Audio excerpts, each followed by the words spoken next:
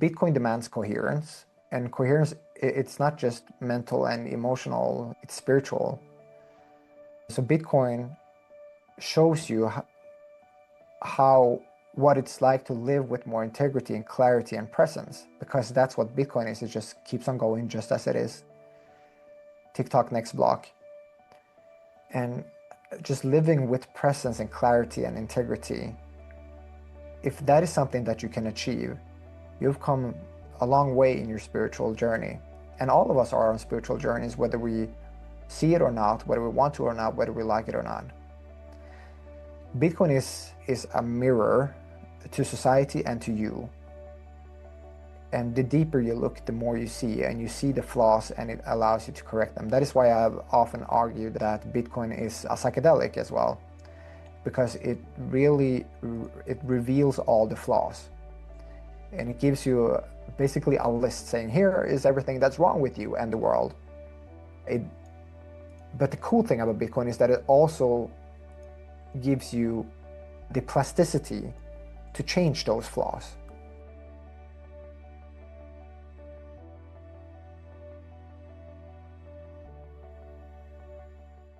My guest today is someone who's not just changing how we think about Bitcoin, but how we think about time, truth, civilization, and consciousness itself. Ioni Appelberg is a medical doctor, the author of Abundance Through Scarcity, and the creator of some of the most powerful Bitcoin educational videos on YouTube. I can honestly say that his work didn't just orange pill me, it fundamentally changed how I see the world and how I live my life. His YouTube channel brought me into Bitcoin much deeper, but it also brought me into deeper alignment with myself. So it's an absolute honor to have you on the signal today, Ioni. Welcome to the show. Thank you, man. Wow, that's an introduction. Like I say, I love your vibe, man. I love the fit. I love how you think about Bitcoin. And thank you. Wow, it's an honor to be here. And thank you for being a fellow soldier in the most important war in the history of humankind. Yeah, I can't wait to get deeper into this today. I've got your book right here, Abundance Through Scarcity. I've been reading it for the second time, and the second time through, I'm seeing things I didn't see before, and it's truly a masterpiece. So anybody in the Bitcoin space, please do yourself a favor and read this book. It's an absolute classic, absolute masterpiece, and it'll change the way that you see Bitcoin for sure. So you've said that writing your book gave you yourself a much deeper love for Bitcoin, and that you think that readers will experience this same deepening when they read it. So can you talk a little bit about your book, Abundance Through Scarcity, what it means to you, and how writing it changed your relationship with Bitcoin? Yeah, so when I talk about my relationship with the book, it's going to be different from how other people experience it and what they get out of it. Right. For me, there's a lot of sunk cost fallacy to the project as well. I started this project back in 2016. I didn't know it was going to become a book at that time, but I spent something like 6 years on working on the ideas and the type of framework of how I want to think about Bitcoin as a protocol that is changing humanity and civilization akin to mathematics and language. I invested a lot in this book, not just time and years, but I suffered a lot through the process. It was a messy process. I lost sleep, I lost health, I lost friends. It came at a great cost completing this work, and it's the most challenging thing I have ever done. And for this reason, there's a sunk cost fallacy to it. If you go into a war and you come back losing a limb, it's going to be that type of a soldier who sees the value in the war rather than recognizing that the war may have been pointless to begin with. And yeah, so what I always do is I try to just zoom out and get away from the noise, get away from mainstream narratives, and look at the big picture. That's where my ideas come from. And extending your time horizon and just dare to peer into the void of an unknown future and unknown technology and explore what it could potentially mean for humanity and civilization. So what the book is essentially about is the importance of Bitcoin for the future of civilization. And yeah, it's packed with a bunch of just interesting sci-fi ideas essentially. And the central premise is that civilization ebbs and flows in and out of progress and decline. Decline is something that is perfectly natural in any human settlement. As we build and consume resources, and as we have ebbs and flows in governance and cultural ideas, zeitgeist narratives, there's going to be ebbs and flows. But sometimes a decline can become very dangerous, especially if it coincides with things like war, pandemics, or an epidemics if it's a smaller settlement, and these types of things that are just extremely costly for society. So this is what we saw in the Roman Empire, one of the greatest, best documented civilizational collapses that we have to date. They expanded beyond their socioeconomic capabilities. And this coincided, or rather, this was a result of them facing disease and war on all fronts. And they also have natural disasters. So it's often that trifecta. When that trifecta coincides, war, natural disasters, and disease, three of the most challenging and costly things a society can experience. So what we have done throughout history is that we try to bolster the government and the military to deal with these threats, and we do that by debasing the money. The problem with debasing money is that we lose the fundamental tool that we need to coordinate to prevent further decline. That's the problem. That's the core issue. We can consume resources and it's often fine. But when we lose the very instrument that we need to coordinate the workforce and our resources and foster collaboration across distances between and generations, between people who will never know each other, they will never see each other, they may have come from different cultural backgrounds, they may have different languages, different ways of thinking, but we unify under the protocol of money.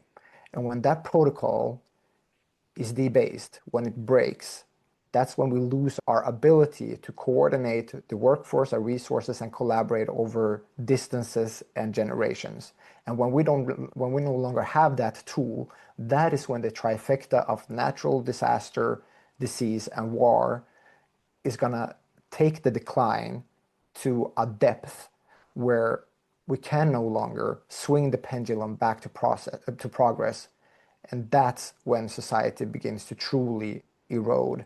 And a complex society may experience the rapid simplification into incoherent, smaller settlements where a lot of culture, information, knowledge and technology is just lost.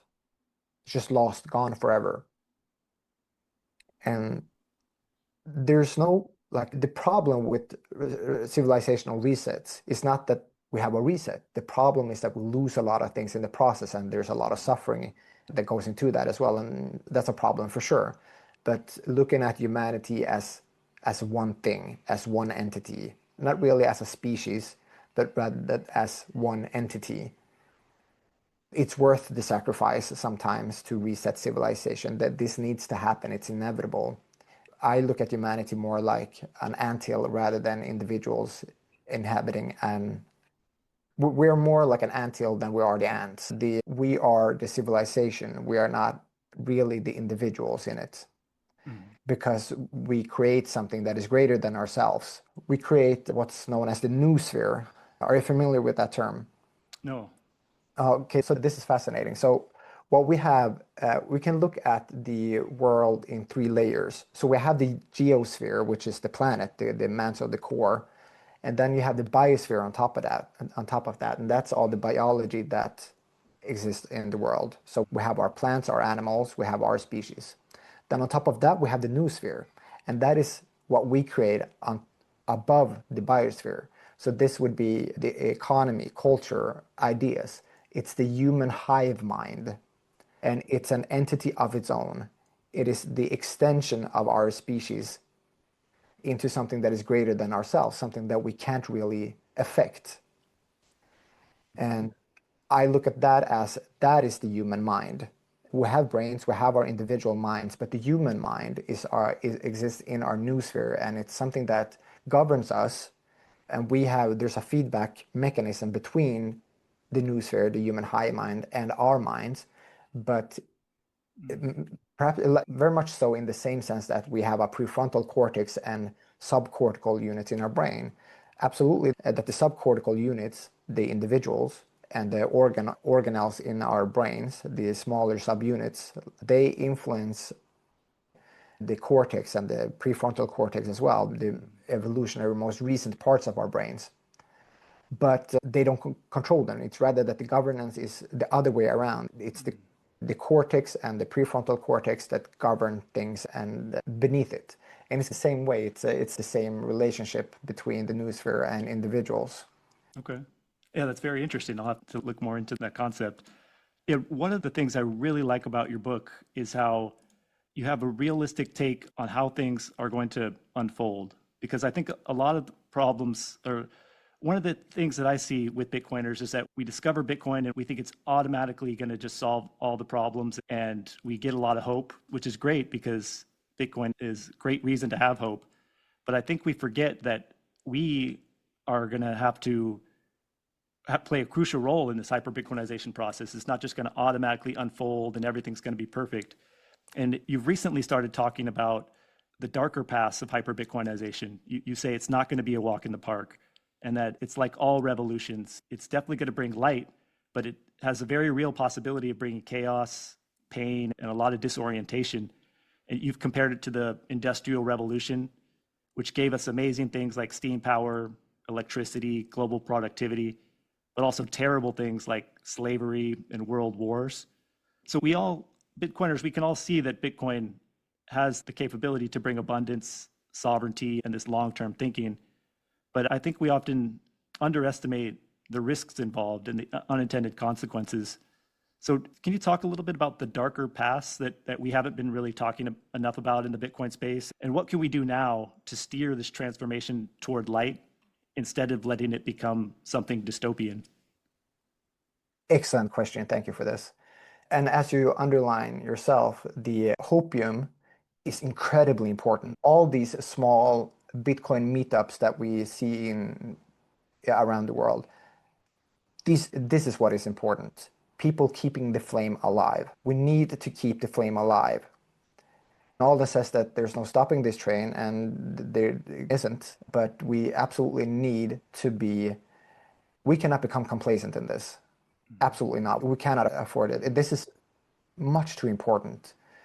And there are risks involved. The Hopium is great, and we need that, and we have needed it until now, but now we have reached the point of criticality, as Michael Saylor puts it, where the fusion reaction is self-sustaining now. Bitcoin doesn't need us in the same sense that it did before, but we're not out of the waters yet. And yeah, the parallel to the Industrial Revolution is illuminating. So what happens in every paradigm shift, every societal great leap, is that, first of all, it tends to feel like it's happening fast. When we started industrializing the world, people thought that the world is changing too fast, we're not keeping up. That was a process that took 300 years. And the paradigm shift before that, when we went from hunter-gatherers to farmers, or rather from hunter-gatherers to farmers, that was a revolution that took 5,000 years. And people thought that the world was changing fast back then too. And now we're in this era where everything is changing again. We have AI, we have Bitcoin, we have biotech. We may someday find a use for quantum computers. We may someday solve fusion power. we have a new wave of, we have a new psychedelic renaissance. These types of technologies are emerging now, and it's natural for us to feel that the world is changing very rapidly again, and it is changing faster than ever before. Yeah, but every great change, every transformation is painful. It's painful to become a butterfly. It's painful when we go from winter to spring and from spring to summer. So in the Industrial Revolution, what happened was that this was a time when we had always had metallurgy as an art form, as a technology, but now we started to find different use cases for it. We start building railways and steam engines. And this came with the realization that this is super expensive. We see this world changing. A lot of people didn't see the world changing. They saw that, okay, so we have a railway between Boston and New York. So what? That doesn't change my life. I live in Massachusetts. This has no effect on my life. What are you talking about? The world isn't changing. And we may feel the same thing about things like AI and Bitcoin today. A lot of people who aren't involved. Yeah, sure, but has it really affected the economy yet? What's going on? It doesn't affect my life. Yeah, it will. When we look at the world as historians, we tend to not look at it at these short time spans. You have to zoom out, take a step back, and look at it as a civilizational transformation that takes the time it takes. Rarely it goes faster than under a few decades. So during the Industrial Revolution, the first Industrial Revolution, we've had several. We've had in the second Industrial Revolution, that's when we electrified society. In the third, that's when we digitized society, and now we're in the fourth. In the first Industrial Revolution, when we industrialized, we had steam engines, we had railways, and this changed everything. We realized that it's incredibly expensive to industrialize. We realized that we had this idea about what kind of world we were entering, but we didn't have the resources to create it. For this reason, we just made the political decisions to go to other countries and take their resources. And this was recent. This was 300 years ago. That's no time. That's you and I, essentially, under a different newsphere, under a different cultural paradigm. But we made the political decision to go to other countries and take their stuff. And not only take their stuff, also take their people. So we stole all their resources, we kidnapped their people and made them slaves. This was the second wave of slavery, and one of the greatest tragedies in human history, one of the greatest human trafficking events that we've ever had. That was a direct consequence of industrializing, because we needed to take all of that, all the resources and all the people to actually be able to industrialize. And yeah, that caused a lot of problem.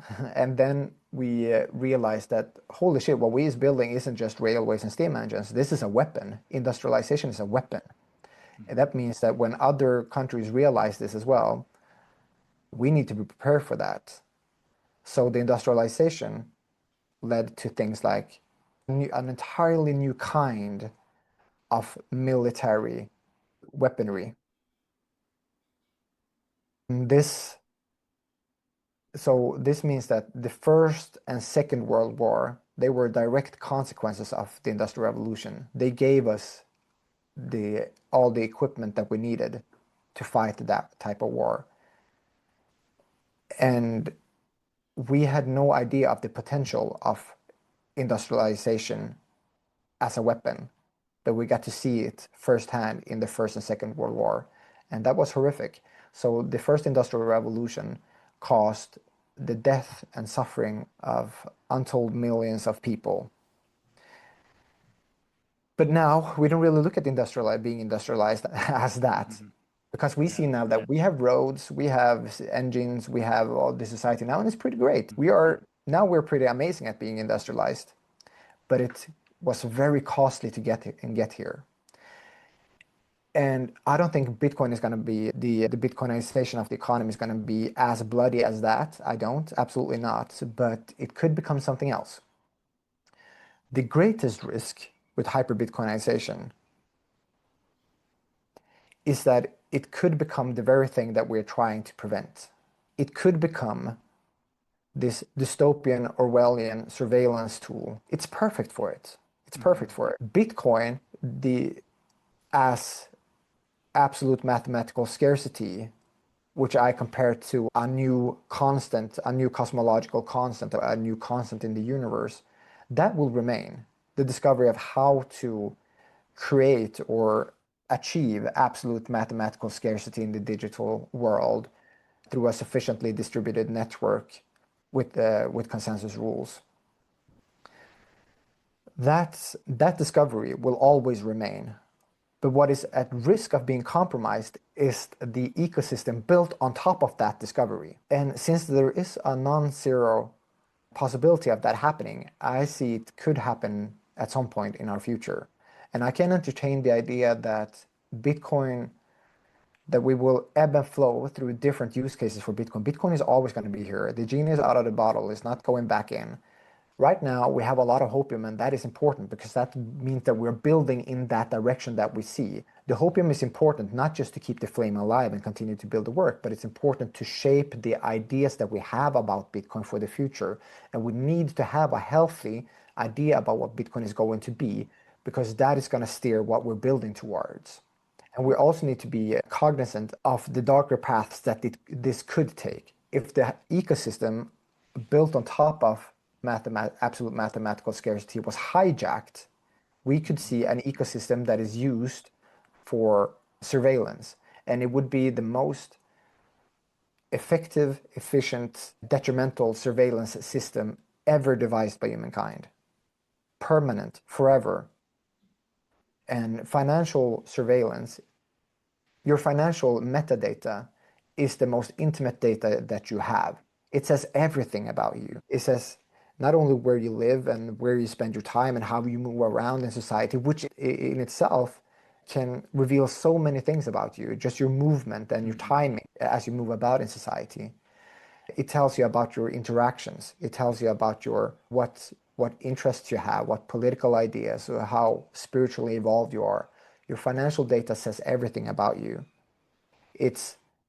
I would say that it's more revealing than your DNA. And if this is compromised, it would be one of the greatest threats to societal health we may have ever seen. It wouldn't be as bloody as the Industrial Revolution, but it would be a more pervasive disease that would be incredibly challenging to heal from once it's locked in. And yeah, you asked also, what can we do about this?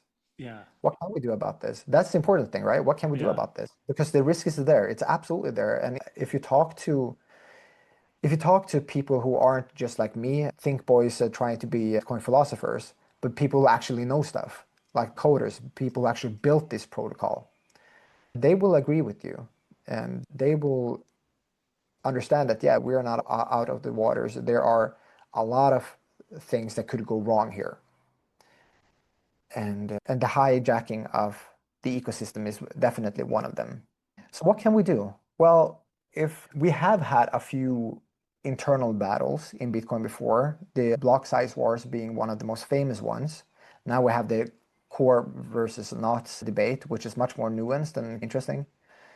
But the block size wars in 2017, that proved something to us. That was a very important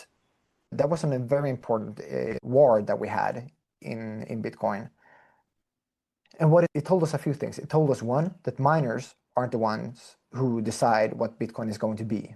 And it told us that the node runners, people who actually use Bitcoin, are the ones who decide what Bitcoin is going to be. And so that is exactly what we need to do. We need to protect the protocol by running nodes and by using Bitcoin, being a Bitcoiner, and you contribute to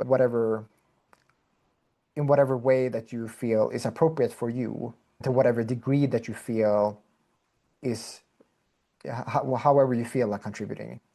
And whether that is hodling Bitcoin, fine. If you want to run a node, fantastic. If you feel like spending sats and actually using Bitcoin as, or adopting a personal hyper-Bitcoinized, or being on a personal Bitcoin standard is what I'm trying to say. If you want to be on a personal Bitcoin standard, terrific, perfect. That's the greatest contribution you are probably ever going to make to humanity besides having children.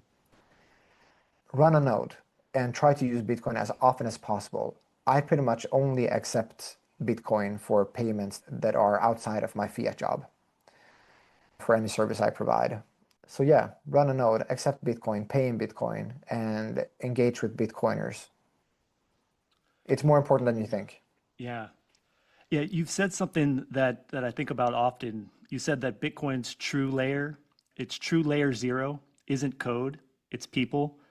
And that's such a powerful concept. And that resonates with me deeply because I'm an internal medicine physician, and I know you're a physician as well. And yet here we are, inspired and just called to take on this role of Bitcoin advocates and Bitcoin philosophers. And just seeing your work is actually what inspired me to start this YouTube channel. Just seeing how profound of an impact you're having on people. I know numerous stories of people saying that they came across your work and got orange pilled. And this is not even your main job. You're trained as a doctor. And I saw one of your recent interviews where you said you came to this profound personal insight where you realized that your whole life you were operating under the assumption that your archetype was as a healer. And so that's why you became a doctor. But you recently realized that your main archetype is actually as a philosopher and thinker. And I agree with that 100% based on your work. That is your calling. And you are touching lives, so many lives now. And I think about this concept about Bitcoiners today are going to be basically known as modern day philosophers. People are going to look back at your work and you're going to be revered and known as this crazy thought leader who was way ahead of his time. And it not only inspired me, but it basically gave me this idea that all Bitcoiners should just realize how important their role is. They don't necessarily need to be this big thought leader, but they can contribute in whatever way they can. If they're an artist, they can contribute art, and that any little thing that you can contribute to Bitcoin helps move the cause forward, which is such a beautiful concept. So I just want to thank you for what you do and for the inspiration that you're providing for this space. Thank you for those kind words. They mean a lot. Yeah. They really do. And I've been doing a deep dive into your work, and there's just so much wisdom in all of your work, all of your interviews, and all of your tweets. One thing that you said that really hit me deeply, and this is a quote that you said: "You don't have to crawl through space and time to get to where you want to be. You can just be where you are and let time flow through you. Eventually, the future you have in mind will reach you, and you will be ready for it if you stay present and do your work." So that idea has just stuck with me very deeply. And it reminds me of something that people actually say in the Bitcoin space. And for those that truly understand Bitcoin, we're basically already living in the future. And we're holding the vibration of a reality that hasn't fully arrived yet. And so this brings me to my next question. Do you see Bitcoin not just as a monetary upgrade, but as a temporal and spiritual technology? And what happens in someone's life when they stop chasing the future, like you suggest in your quote, and simply align with it? Yes, so oftentimes when I meditate, I have a flower in front of me. What the flower teaches me, why I have it there, is that I have it there because it teaches me things. A flower doesn't try to be something that it's not. It has perfect integrity. It's not escaping in the present. It stays here now. It doesn't have a concept of the future or the past in the sense that we do. We have this incredible gift of having a time machine in our heads. But that is a cognitive tool that is so powerful that it's bound to come with severe consequences. Things like depression and anxiety and lost productivity, loss of happiness, loss of spirituality, loss of connection. The flower teaches you to stay present and be be nothing else but what you are at your core, and to actually look at what that is. Bitcoin does the same thing. And this is a Stoic idea. If you can just be that cliff where the waves hit you, and you just stand there with the waves until they pass and not let them affect you, that is a great place to be, when you can sit comfortably in your own skin and you know where you're going and you have fun going there. That's something that Bitcoin has taught me. It has shattered my old sense of what time is, in a sense, because my relationship with time was pathological before Bitcoin. I was chasing it. I never felt I had enough. I was chasing deadlines, goals, linear progress. But Bitcoin, like a flower, operates on a different rhythm. It doesn't rush, it doesn't beg, it just is. And it ticks forward with perfect integrity, block by block.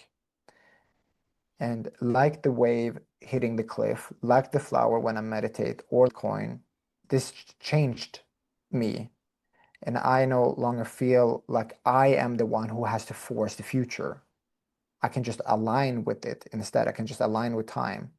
If I can do the work that I want to do in stillness, in presence, here and now, and instead of crawling through time, just stay here like a cliff and let time flow through me.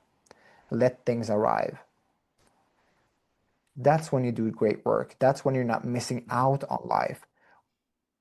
Being in your thoughts, in your head, especially if you use your time machine, that's a disconnect from being. That's a disconnect from life.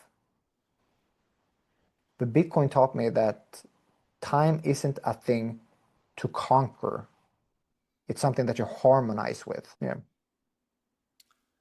Yeah, and that also it relates to this other concept that I've also felt personally, and I've heard others describe it this way too, is that Bitcoin resonates with the frequency of truth. And when you come into contact with it, it doesn't just change your thinking, it changes your energy, your soul feels more aligned, you feel peace, clarity, like you're coming into coherence. So this kind of just expands upon what you were just saying about, do you think that Bitcoin does more than just clarify our minds? Does it also help align our souls? Is it a kind of spiritual tuning fork? A kind of spiritual tuning fork. I will have to sit with this metaphor for a bit. Bitcoin absolutely it resonates with the frequency of truth, if you want to use that terminology, because Bitcoin is incorruptible, it's transparent, it's grounded in natural law, and it captures truth. And I think there's something really beautiful about that. It may not sound profound, but Bitcoin captures truth into the greatest monument ever built by human hands. The Bitcoin time chain is the greatest monument ever built by human hands. And it is a monument of past economic events, that is to say, human history. And it's truthful. I think that is incredibly beautiful. It's one of the most beautiful pieces of art, one of the most beautiful pieces of great monuments that we have ever devised. And I mean, it's using the tuning fork analogy. Bitcoin vibrates at a frequency that isn't only about truth, it also reveals all the distortions in money, in institutions, and in ourselves as well. So that is when we adopt a Bitcoin standard, or rather, more specifically, when we align with what Bitcoin is, then you start to realize how much we're actually lying to ourselves. Bitcoin demands coherence, and coherence, it's not just mental and emotional, it's spiritual. So Bitcoin shows you how what it's like to live with more integrity and clarity and presence, because that's what Bitcoin is. It just keeps on going just as it is. TikTok next block. And just living with presence and clarity and integrity, if that is something that you can achieve, you've come a long way in your spiritual journey. And all of us are on spiritual journeys, whether we see it or not, whether we want to or not, whether we like it or not. Bitcoin is a mirror to society and to you. And the deeper you look, the more you see, and you see the flaws, and it allows you to correct them. That is why I've often argued that Bitcoin is a psychedelic as well, because it really it reveals all the flaws, and it gives you basically a list saying, here is everything that's wrong with you and the world. But the cool thing about Bitcoin is that it also gives you the plasticity to change those flaws. Exactly, just like a psychedelic. It gives us the plasticity in form of unbroken money and a protocol that can be implemented to resolve the issues of the false narratives that we have acquired about money, such as the need for taxes, inflation, and surveillance, and confiscation and coercion. Yeah. Yeah. And I wanted to talk about your video Element Zero, because that really is the video that turned me into a Bitcoin maxi. So you talk about the SHA-256, electricity, and proof of work, and how they might actually be tools for extracting truth out of the informational realm and anchoring it into physical reality. And this concept of Bitcoin being a bridge between different realms and different worlds, it's a really mind-blowing concept to me. And when you talk about Bitcoin being in the informational realm, and then you relate that to quantum physics, and are you suggesting that Bitcoin exists in this, almost as if Bitcoin is in the realm of where the source code is, and we're tapping into the source code of reality and bringing it out into the physical reality? Or can you talk a little bit more about Element Zero and what your current thoughts are on it? Yeah, that's thank you for that question. That's a great question. If we think of the digital, the physical, and the informational as different dimensions, different realms, then Bitcoin is an anchor across those dimensions. When we talk about SHA-256 and proof of work and so on, what they do is that they secure information, but they don't only they not only do they secure information, they also bind that information to physical reality. So there's a cost in electricity, time, and thermodynamic, a thermodynamic cost. That there's electricity, time, and thermodynamic cost is what I want to say, that converge into something that is verifiable, immutable, and real in Bitcoin. And so Bitcoin is the first system where truth actually has weight, and you can no longer, like, the lies are too expensive to sustain after Bitcoin. So it is this bridge between the abstract and the material, and it converts raw energy into incorruptible truth, one block at a time. And when we started working on this video, Element Zero, the analogy here is that Bitcoin operates like a weightless element in the periodic table because it has that type of anchor to physical reality. It is a cornerstone of how reality is built. But it's also element zero because it has no weight, it has no mass, it has no spin. It doesn't operate in orbitals. It's this ethereal thing. It's more of an idea that we have implemented in the form of a protocol. And that protocol anchors the digital and the physical, electricity, time, and thermodynamics into something that is verifiable and immutable and very real. So that is the core concept of element zero. Yeah, and that concept just continues to blow my mind. The idea that we can own a part of something abstract, something that's supposed to Mhm. be infinite, we can actually own a finite percentage of that. Yep. I Yep. think even most Bitcoiners, we don't fully comprehend just how insane that concept is and how Yeah. much value that gives Bitcoin, just that concept alone. It's weird that how we tend to think of, yes, for sure, I can grasp the number 21 million. I can grasp scarcity, but can we really grasp the idea of absolute scarcity? I, the deeper I've thought about absolute scarcity, it becomes more and more infinity. We don't have the hardware to understand really big numbers. We don't have the hardware to understand infinity of space or time. We just don't. We can't grasp infinities. They mean nothing to us. When it comes to absolute mathematical scarcity, that's like trying to understand what's outside of the universe. What happened before the Big Bang? What is nothing? What is everything? What is infinity? What is absolute mathematical scarcity is a question that belongs in that category. Absolute scarcity is it's an incredibly powerful idea that we're only beginning to imagine what the effects of implementing this idea into a protocol that we use in society is actually going to mean for us. So if Bitcoin truly succeeds, not just in financial terms, but culturally, spiritually, and civilizationally, what kind of civilization do you think that it will awaken? I love this question so much. This is whenever I feel anxious or when I'm just bored and I want to think about something, I put my head on my pillow at night and I dream about the Bitcoin future.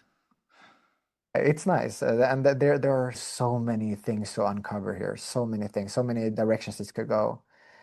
Most of them are something that I look forward to, and I feel very sad that I live in this biological body and that will not get to see all of it. Because Bitcoin is not playing out on a time frame of a few decades, it's playing out on a scale of thousands of years. And I will not see, like when Bitcoin anthropologists, Bitcoin archaeologists, Bitcoin historians of the future look back at this time and they look at the type of narratives that we have as we're just discovering this technology and implementing it as building this infrastructure, building the technology based on this discovery of absolute mathematical scarcity. What are their narratives going to be about Bitcoin at that time? And what are they going to think about our narratives? I just find that question so fascinating. I have this dream of humanity evolving into a solar punk society where we live close in nature, close to nature. We have connection with each other. We have connection with other animals, non-human animals. We have connection with nature in all the facets that it comes. We have connection with the cosmos. We have connection with creation. And we have at the same time just this great arsenal of fantastic human aligned technology that is in our favor. We're right now experiencing some growth pains as a civilization, as we're going through this technological adolescence that is hurting us quite a lot. Throw back to the Industrial Revolution, for example. It's quite painful to master technology, and we have a long way to go. And I think that we live in, a lot of people say that we live in the best times best time in human history. Yes, in a lot of sense we do. We have medicines, we have health, we have security, we have upwards mobility, we have financial security, we have all of these things, we have all this cool technology. But we are incredibly skillful at creating more power and more resources and so on, but we're not very great at creating more happiness. That's something that we're still learning. I think that we were happier as hunter-gatherers. I think that we had more connection with nature, more connection with cosmos and God and each other. I think that was a greater time to be alive. I'm not saying that we should regress to that. I'm not advocating for civilizational collapse back to a hunter-gatherer society. Absolutely not. I think this journey that we are on as a species and civilization is absolutely worth it. But not because of where we are, but because of where we're going. And we are going to something, when we come out the other end of these technological growth pains, it's going to be like coming out of the other side of the Industrial Revolution. It's going to be something truly magnificent, something that we can't even imagine. And I like to play with the idea that this could be a solar punk society where we live in nature, with nature, and all our technology doesn't leverage our cognitive biases and fallacies and flaws and our emotional fallacies and flaws, but rather is aligned with that and enhances us. So that's something that I see. And yeah, I think the Bitcoin will help us get there by awakening a civilization that is built not on coercion, but on consent. And that is a very profound thing, having a society that's built on consent rather than coercion. It sounds like just fancy words, but it actually means something. And having a society that is built on consent rather than coercion, that is where we can truly blossom as a species and civilization. A world where value is earned and not extracted. Earned, not extracted, also key words. And where time is respected because it's the most valuable resource we have and it's not stolen from us. This is a the fiat system is a crime against humanity that upsets me, and I'm almost getting a little teary just thinking about how it actually steals the most valuable resource that we have, our time. It's not okay. The fiat system was necessary when we first built it. We needed it to globalize. We needed money that moved faster. We needed an economy with less friction. We needed money that was safer, easier, and faster to move and store. So we needed it to globalize.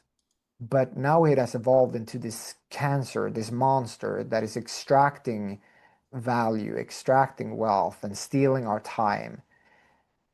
Yeah, I want to see a world where the truth is not dictated by mainstream narratives, but rather discovered and preserved. I want a world where we are all sovereign, where we're integrated, and where we are accountable in our day and age sounds almost like a bad thing. Not a bad thing, but like something that is challenging to a lot of people to be held accountable. We don't want to be held accountable because we are indoctrinated into this fiat system, but we want to be held accountable. That's a good thing. That's love. It's a loving thing to be held accountable. A society that is aligned with humanity. I see a grounded society. I see an honest society. I see a free society. The fiat era bred an era of fragmentation. A Bitcoin future demands coherence between word and action, self and system. And since Bitcoin also works as a mirror, this is very important. Bitcoin will help us remember who we are by constantly being in our lives with perfect integrity, perfect presence, and it will continue to keep asking us, who are you? What are you? You are a physical being, you are a time being, and you are a spiritual being.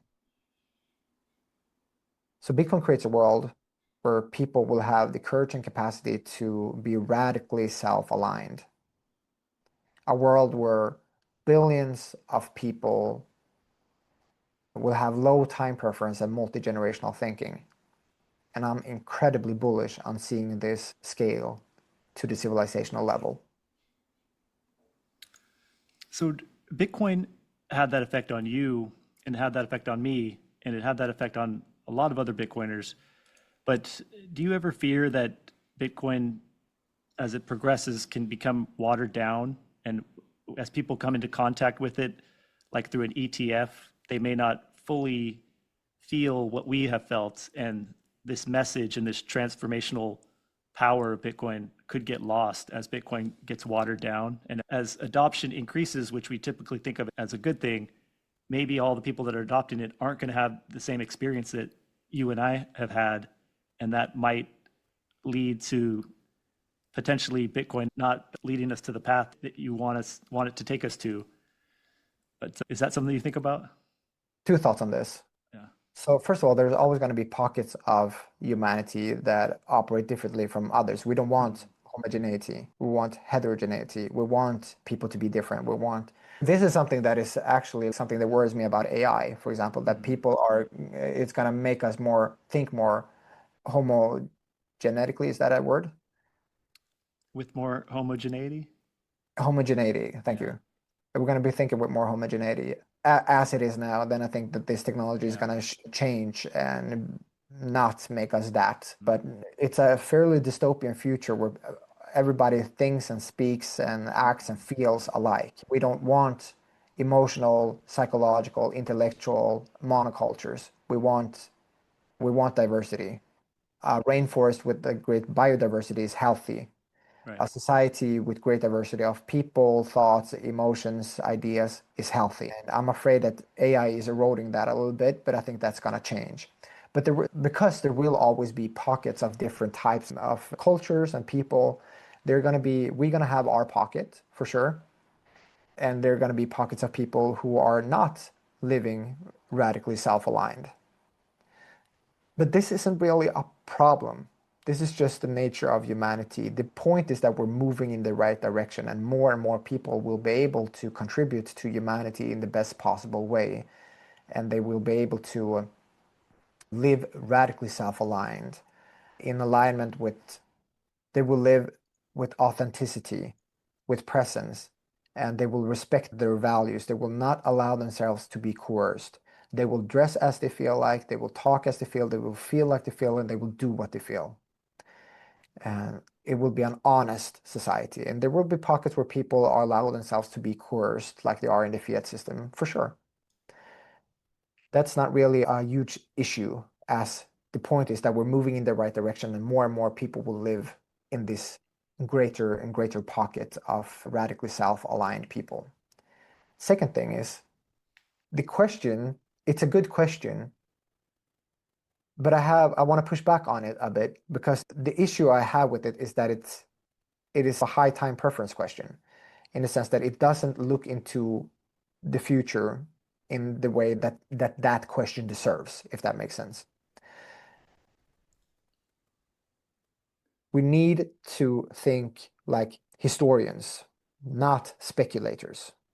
We need to take a step back and look at the bigger picture and feel the awe of this technology and really understand the civilizational impact it will have and the impact on the spiritual journey individuals will make.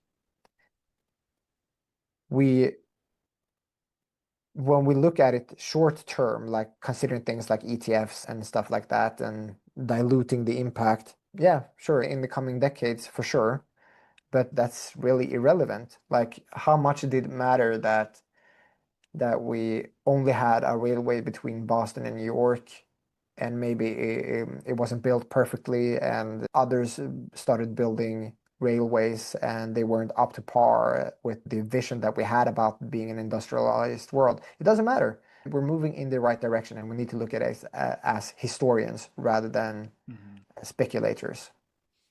Part of the reason I was thinking about this is because in one of your recent talks, when you were talking about one of the possible dystopian outcomes of Bitcoin, is you brought up the idea of early Bitcoiners not necessarily being the high integrity Bitcoiners that I typically thought of as an early Bitcoiner.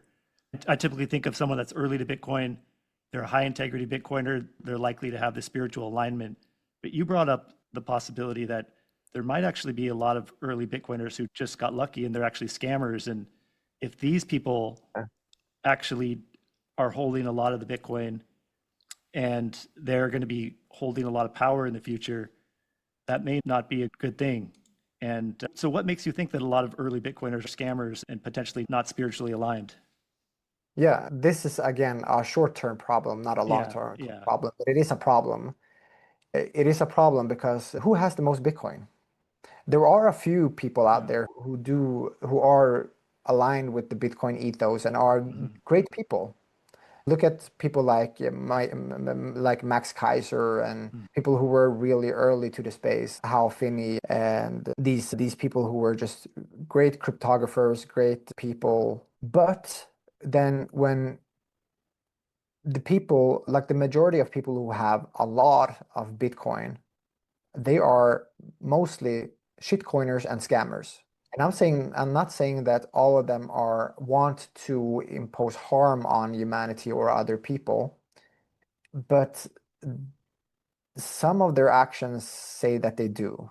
Like when people start a shitcoin with the purpose to enrich the founders themselves without actually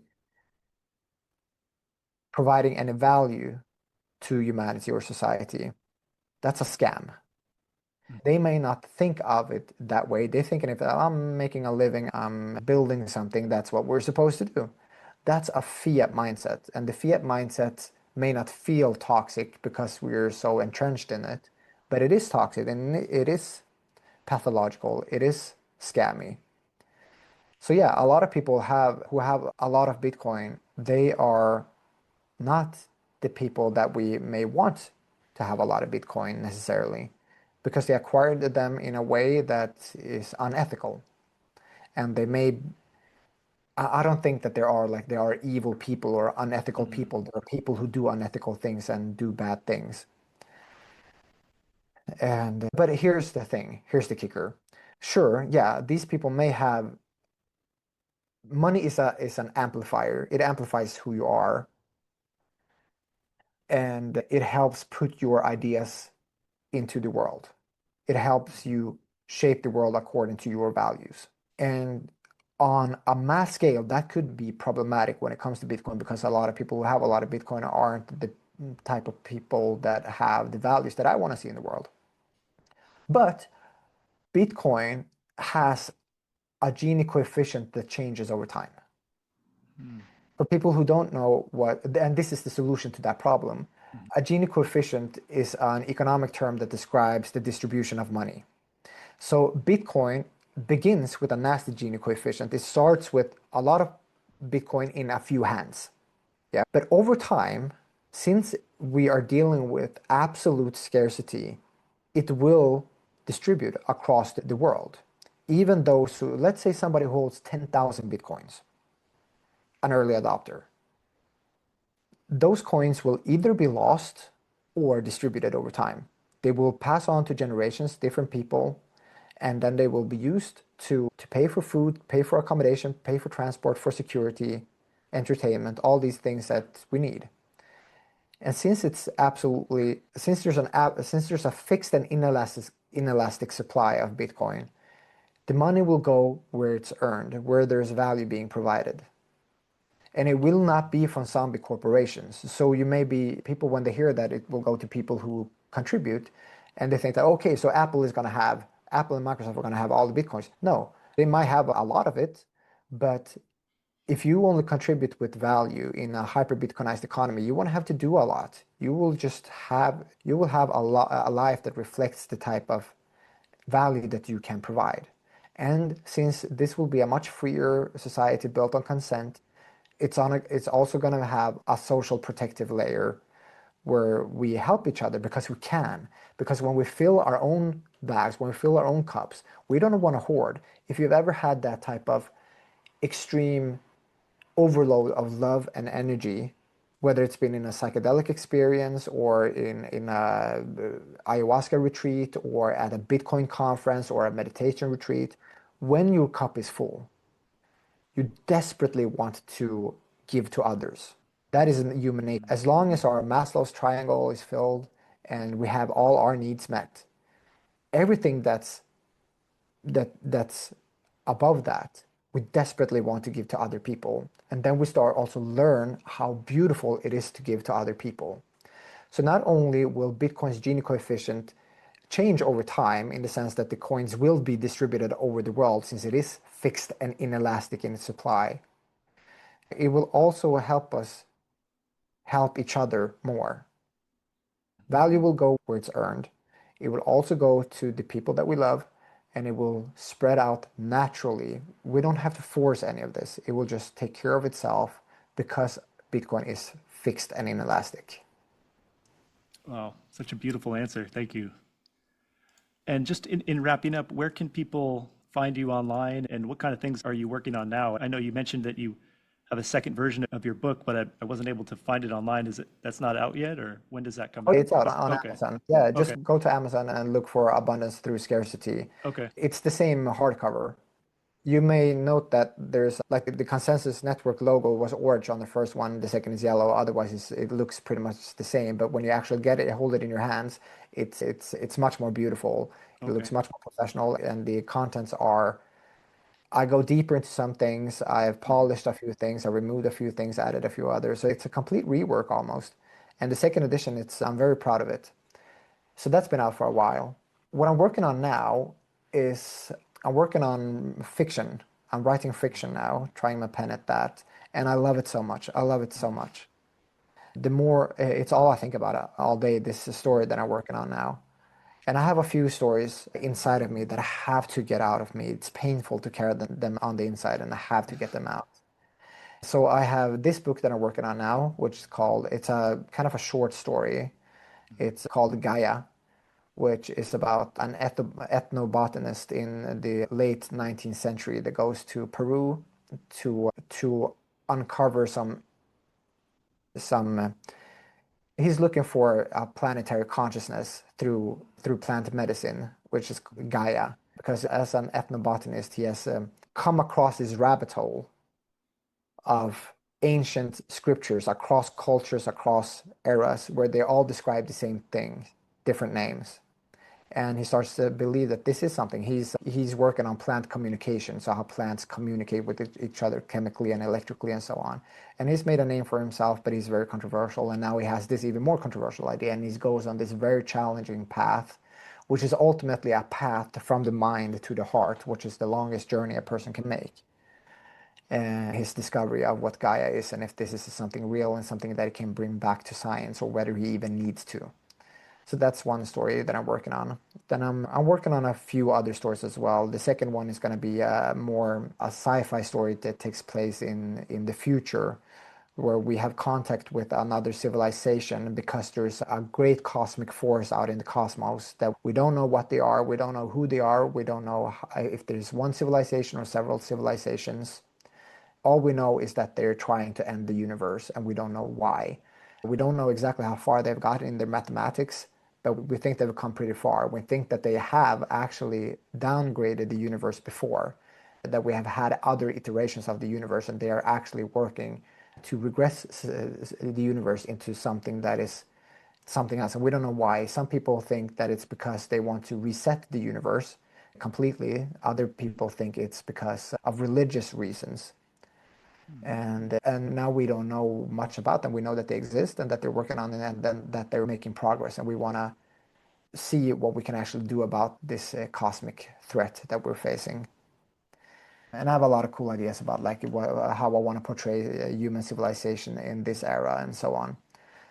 So that's going to be the second fiction novel. Then I'm going to write a non-fiction again, which is called Hyperconnectivity, about what happens when we scale different kinds of networks, what happens when we scale cells into from single-celled organisms to something as complex as the human being, human civilization.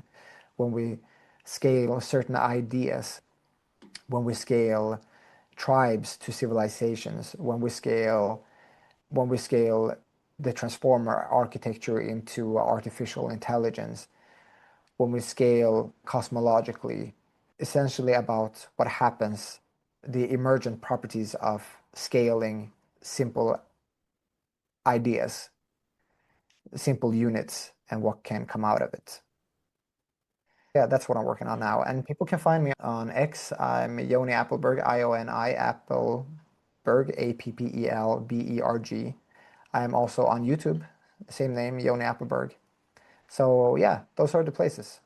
The X, and also of course on Bitcoin conferences and so on. Right. I'm going to Riga next, the Mhm. Honey Badger conference in Riga, and then I'm going to Helsinki, Finland. Yeah, I saw you were a keynote speaker at the recent Bitcoin Prague conference. I Yeah, can't wait to see that speech. Do you know, are they going to release that soon? I should hope so. I Yeah, haven't heard yeah. anything about it Okay, yet. Yeah, but that okay. was great. I love that conference to death. It's Yeah, Beautiful, fantastic conference. It's the, for people who don't know, BTC Prague. Prague is the capital of Czech Republic and in Central Europe. It is the biggest conference that we have in Europe. It has this festival feel to it. Like the conferences in Europe compared to the States are very different. They're very different. Our Bitcoin events are cultural, mostly. It's not a lot about DeFi and finance and all these type of things. There's that as well, and a lot of cool technology that is people are building and they have in the expo areas and so on. But largely these are cultural events where people connect and have deep connections, deep conversations, and where ideas get to flow. And we have Bitcoin experiences rather than just trying to push products and talking DeFi and pumping bags and stuff. Yeah, I was pretty disappointed with this conference here in Vegas a couple months ago. That's Definitely what I have to, hear. I'll have to check out the Prague one next year. It sounds much more aligned with what I enjoy. Yeah, that one is fantastic. There are other ones that I like the small ones the best actually, because they're intimate. It's you've got time to connect with people. One of my all-time favorites was in Madeira, this small island northwest of Africa, outside of Portugal. It belongs to Portugal. They have a conference every 4 years for the halvings. And that also just has this amazing vibe. Then the Bitcoin Film Fest in Warsaw, in Poland, also fantastic. Riga Honey Badger is great. Also, like it feels more like a cultural event rather than a financial event. And then this one in Helsinki now, this is the first time they're organizing it. A lot of younger guys, a lot of great energy. I'm looking forward to that as well, seeing what that's going to be about. Yeah, for years I was a Bitcoiner who just consumed content online and didn't really meet any other Bitcoiners in real life. But it wasn't until just several months ago that I started going to local meetups. It's the best. It It's the really best. changed my life. And you talk Yeah. about in your content about how powerful it is to be in the energy of other Bitcoiners and how it's you can't really Yeah. describe it until you feel it, but there's No. a certain energy that's there. Oh yeah. It's amazing. If you Yeah, really tap into the energy, if you yeah, allow yourself to be vulnerable and happy and high energy, if you allow yourself to manifest into that version of yeah, yourself in these conferences, you're gonna have the best time of your life. yeah, And these events, they allow you to be that version of yourself, to be radically self-aligned, to be who you know that you are deep inside, which is just fantastic. It's amazing to see how free thinking, free feeling, free doing these are. You can do what you want. You can be whoever you want. It's perfectly fine. And the connections, the energy, the love, it's unparalleled. It's truly something of the great. And going to these Bitcoin conferences, you get to be friends with your heroes. They say never meet your heroes. That doesn't apply in the Bitcoin community. And Bitcoiners are just the best people. I really feel that. So I look forward to every conference, and then you get home and you get the post-conference blues, and you get to heal from that, and then it's the next one in a few months. yeah. Well, yeah, I can't wait to meet you one day at one of these conferences. And thank you again so much for coming on this show. And yeah, hopefully we can do it again sometime. Thank you, man. Yeah, Thank you for this. yeah. All right, have a good day. You too.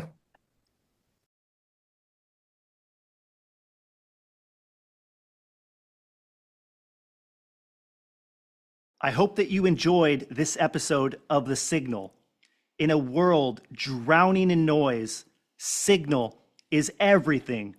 Most people are overwhelmed, distracted, and deceived, not because they lack intelligence, but because they've lost the ability to discern what truly matters. But signal cuts through the noise. And Bitcoin is pure signal. It doesn't promise. It doesn't lie. It doesn't bend to opinion or propaganda. It just is.